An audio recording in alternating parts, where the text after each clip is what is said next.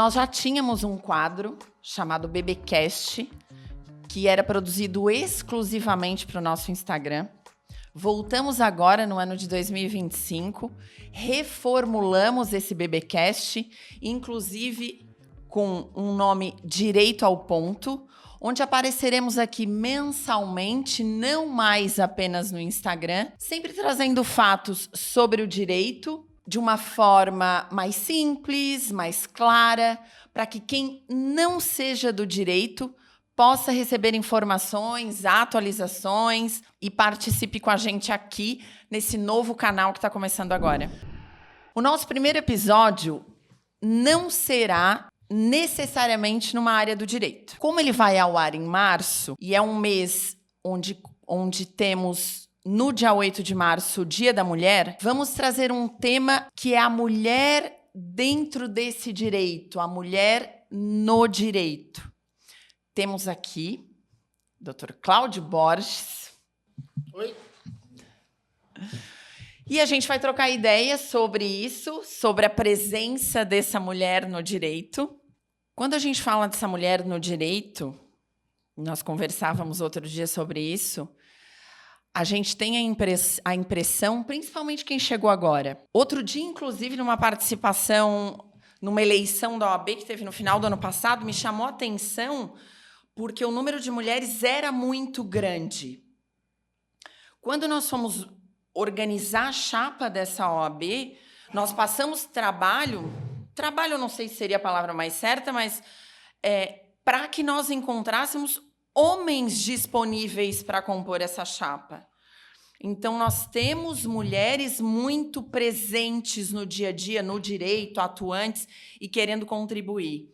Eu estou há 20 anos no direito, há 20 anos atuando no direito, há 25 tendo contato com ele, mas eu olho para trás e vejo que não foi sempre assim.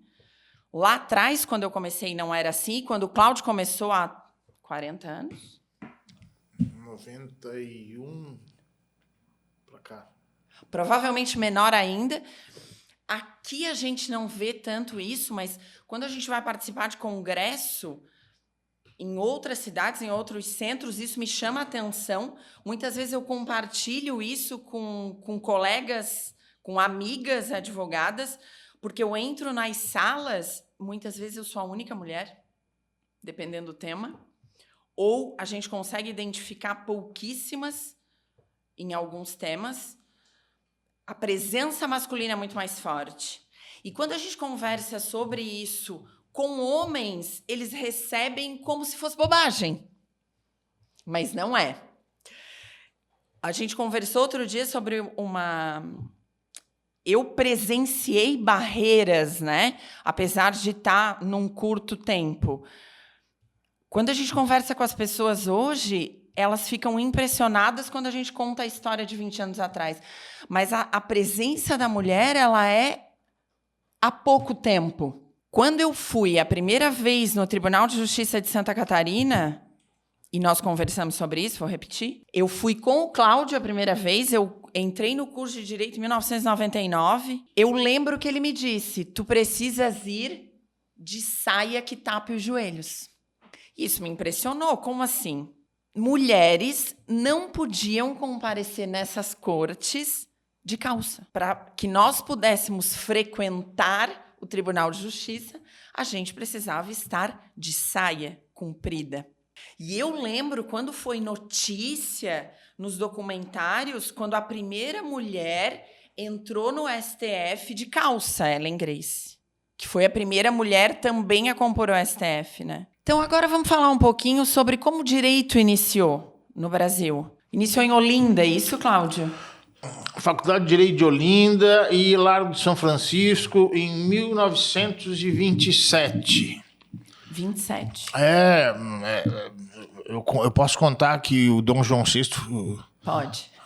Ele amarelou. Pode. O Brasil só está assim porque o Dom João VI ficou com medo do Napoleão. O Napoleão estava vindo e aí um dia, de madrugada, disseram para ele... Chefão, ele está vindo.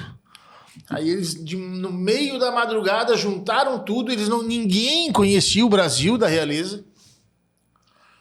Juntaram tudo e saíram na madrugada, de fininho, às escondidas, com medinho do Napoleão. E aí eles chegaram aqui, tem filme nacional aí sobre isso. As mulheres horrorizadas, que era terra, mato, mosquito, gente pelada.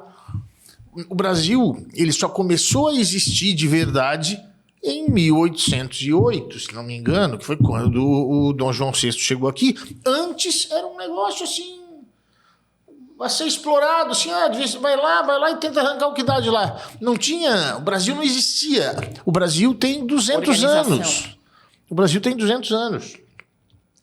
E aí, chegou em 1808 e até então, o pessoal que fazia direito, que era a elite, que eram quem viravam os governadores, eram os políticos, eram os padres, que tinham muita ascendência sobre a população, eles iam para a Europa para se formar. E aí, antes, só tinham esses caras. E era só homem. Aí, aqui, ó, isso aqui é determinante.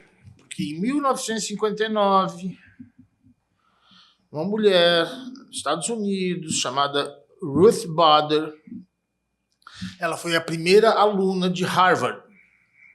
Então, era ela e 40 caras na aula. E os caras olhando para ela como se fosse um ET. E os professores, os caras que eram da idade dela achavam estranho. Imagina os professores que eram velhos. Então, na hora que o professor fazia uma pergunta, ela levantava a mão. E o cara pulava pro cara do lado. E ela não respondia nada. Eles não deixavam ela responder nada. Ela era, assim, tipo um bibelô. Ela era, assim, um objeto decorativo dentro da sala. E ela começou ela começou a se angustiar com aquilo e começou a brigar pelo direito das mulheres. Lá em 1959. Pois é, mas é recente. Então, Sim. 1959. Sim. Hoje, se eu nasci 10 anos depois. Hoje, se a gente conversa com alguém que está cursando direito e conta histórias, por exemplo, essa que eu vivenciei, não acreditam. Não, é vestimenta até hoje. O tribunal exige gravata e tal, né? Eles ainda estão apegados à tal da pompa e circunstância. Mas a mulher entrar e ela sentir na pele a discriminação, sendo americana, na melhor faculdade de direito americana, os professores desconsiderando, fazendo com que ela fosse invisível. Uhum. E ela pegou aquilo para ela como missão de vida. Assim, não, eu vou brigar pelas mulheres, pelo direito das mulheres. E isso foi tão forte que essa mulher acabou como ministra do Supremo. Lá só entram os melhores no Supremo, se é que tu me entende. Super entendo. E aí ela se tornou ministra do Supremo. E como é que eu sei esses detalhezinhos de que levantava a mão e tal? Porque virou um filme. Virou um filme que aqui no Brasil tem o título de Suprema. Suprema, mas no título original é uma questão de gênero. Esse é o nome, mas no português, no Brasil, o título é Suprema e dá para encontrar em qualquer lugar aí, acho que Prime, Netflix. E hoje somos no Brasil, 51%. Vocês são mais de 51,43%, eu tenho um número aqui, dos 2 milhões de advogados no Brasil. Falando em dados, nesses 51% hoje, dos advogados no Brasil, 51% somos mulheres. Nós temos outros dados, hoje 34% dos maiores cargos de gestão jurídica é ocupado por mulher. Departamento jurídico de empresas. É ocupado por mulher. Na magistratura, nós temos 38%. Quando eu formei, nós já tínhamos o Código Civil de 2002. Mas quando eu entrei na faculdade em 1999, eu iniciei o curso de Direito pelo Código Civil de 1916. Apesar de que, claro, até 2002 ele teve N alterações. Mas o Código Civil de 1916, que não é tanto tempo assim, ele previa nos absolutamente incapazes as mulheres. Até 16 anos, o cara é absolutamente incapaz. Incapaz. Ou seja, a vontade dele não vale nada. Nada. Isso é assim no de 2002. Até hoje. Aí, de 16 até 18, estou falando como é hoje, tu é relativamente capaz. Relativamente capaz quer dizer que a tua vontade já vale alguma coisa, mas não é aquela vontade toda. Tu és assistido por alguém quando tu és relativamente incapaz. Por isso que teu pai ou tua mãe tem que assinar também. Quando, no código que a Giza fala, que é de 16, não era até 18, era até 21. Exato. Porque depois a maioridade mudou. E aí, depois de 21, aí sim tu vira absolutamente capaz. Ou seja, tu pode fazer as coisas sozinho. Porque a tua vontade agora está plena. A curiosidade do Código Velho é que a mulher, se ela casasse com mais de 21 anos, o que era raro, ela se tornava absolutamente capaz. Ou seja, ela podia ir lá e alugar uma casa, ela podia ir lá comprar um carro. Só que, a partir do momento que ela casasse, ela voltava a ser relativamente capaz. E aí, para ela comprar um carro, ela precisava da concordância do marido. Comprar um carro, as mulheres alugar, casadas eram relativamente incapazes.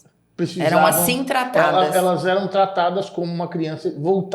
Depois de serem maiores, capazes, elas voltavam, elas regrediam a condição de relativamente capaz, como um menino de 16 anos que precisa Apesar de esse caso ser exceção, porque, como tu mesmo mencionou, era muito difícil alguém nessa época casar com mais de 21 anos.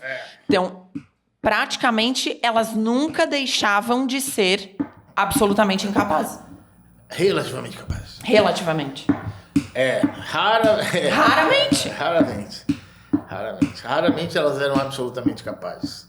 Ou seja, absolutamente capaz é um termo jurídico, mas em bom português quer dizer, posso assinar contrato sozinha. Posso fazer tudo o que eu quiser. De lá para cá, muita coisa mudou.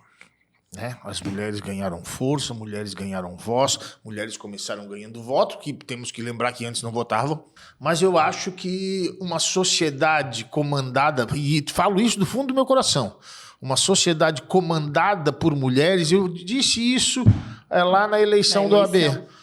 Uma sociedade, seja qual o tamanho que ela tiver, comandada por mulheres, é uma sociedade melhor. Porque vocês são maravilhosas como vocês são. Que bom. Obrigada. E nessa 30 anos de advocacia? 35? Não, 32 tem o escritório, então 35 anos de advocacia. 35. Em reuniões, em atendimentos, porque o escritório sempre foi composto por homens e mulheres, né? Preferencialmente mulheres. Preferencialmente sempre. Mulheres, exatamente. Era uma política minha e do Juarez de dar preferência para mulheres. Por quê? Porque as mulheres são mais cuidadosas, porque as mulheres são mais honestas. Sensíveis. Mas elas são mais cuidadosas, são muito mais honestas. E em algum momento, nesses mais de 30 anos de advocacia, nessas conduções de processos, de atendimento com o cliente, em algum momento mulher é mais humana, eu tinha esquecido de dizer, a nossa profissão é ciências humanas, né? A gente tem que lidar com gente, e vocês sabem lidar com gente muito melhor do que os homens. Mas aí, em algum momento nessas condições, seja de processo, seja de atendimento, em algum momento houve um sentimento de que, por exemplo, o cliente não queria ser atendido por uma advogada mulher? Ou tratou de alguma forma? Dava preferência se o advogado fosse homem?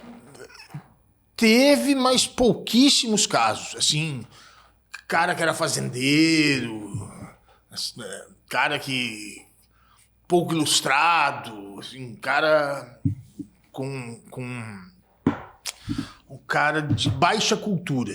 Esse cara, sim, mas se não, absolutamente. Nesses anos, eu não me lembro, pelo menos, e por não lembrar, acredito que não aconteceu ou não foi algo significativo, de ter sentido que em uma mesa de reuniões ou em algum momento do meu trabalho tenham me desrespeitado porque eu não era homem.